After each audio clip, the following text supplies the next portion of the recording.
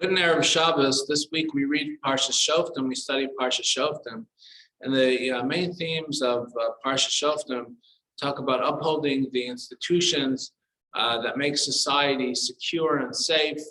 Shoftim v'shotrim titin l'cha b'chol sharecha. It's important to have a judicial system that's robust and thriving. It's important to have law enforcement which are adequate and thrive in order to make sure society is secure. But there's a very interesting passage at the end of this week's parsha. It talks about an unsolved mystery. An unsolved mystery. There was actually a homicide. If a homicide takes place, and as the Torah says, "Lo noda mihi kahu," we do not know who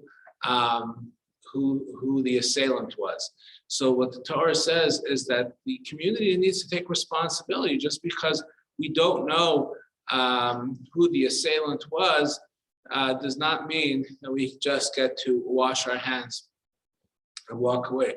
So what's the specific prescription, so to speak, the way the community takes responsibility? So the Torah, the Torah rather tells us an interesting an interesting program. It's called the Egla Rufa.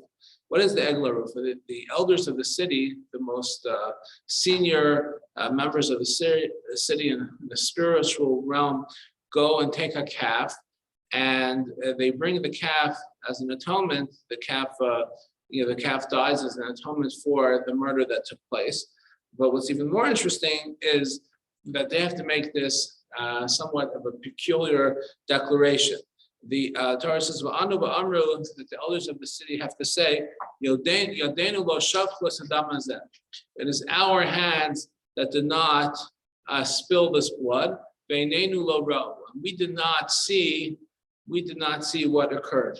So what the Talmud is very puzzled by is, why would we entertain the thought that somehow the elders of the city are responsible for this homicide, to the point that the elders of the city would have to make a declaration stating that they did not spill the blood. So what the Talmud says is even more surprising. It says, the Talmud, Rashi quotes, Ella, rather, lo re'inu, we didn't see him when we should have, patronuhu below mazonas below lubaya. We sent him away without food and without accompanying him after he was our guest. And that indicates that they bear some indirect responsibility. How do they bear some indirect responsibility? They bear indirect responsibility because they did not treat someone that visiting the town with the proper hospitality.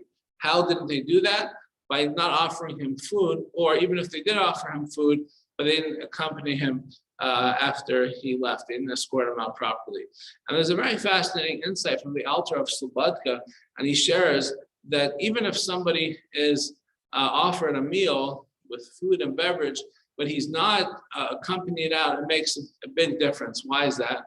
Because when a person is at a guest at your table, he perhaps is not necessarily feeling that great about himself. He's thinking, I'm just taking a handout, I'm poor, the host is having some compassion upon me, and so therefore he invited me for the meal. But when the host walks out the guest, and the host tells the guest, "Thank you so much for coming, you enhanced our table, our Shabbos table," and so on and so forth, what the host is doing, he's building back the dignity of the person. He's adding to the dignity of the guest.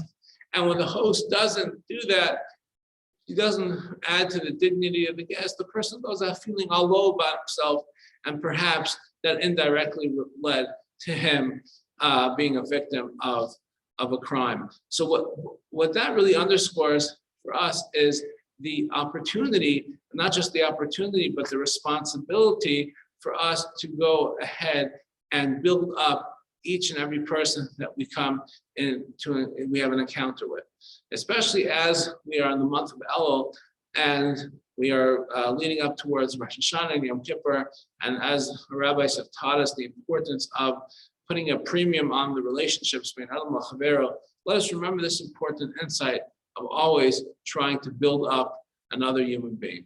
I wish you all a good Erev Shabbos.